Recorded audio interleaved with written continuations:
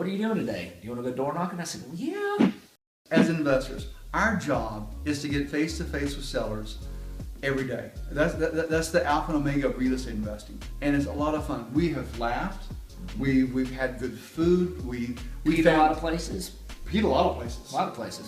And we found a number of houses where the doors were left open, just unlocked, and we want to make sure everybody was safe inside. So yeah, we came in just to make sure that's like important. this house, yes, vacant. Totally safe in here. Safe. There's nobody hurt in here, and we're glad we did our citizen duty. But we've seen some good houses. We're making some good offers today. And just so you know, as investors, get out there. Go talk to sellers. Don't be scared of it. Find a reason why you're going to go meet with a seller. It's enjoyable. If you want to take another investor with you, do that. Team up. Partner up. That's why I called Joe. I didn't want to go by myself today. And I thought, he'll go. Joey will do anything. Y'all take care. Have a great day.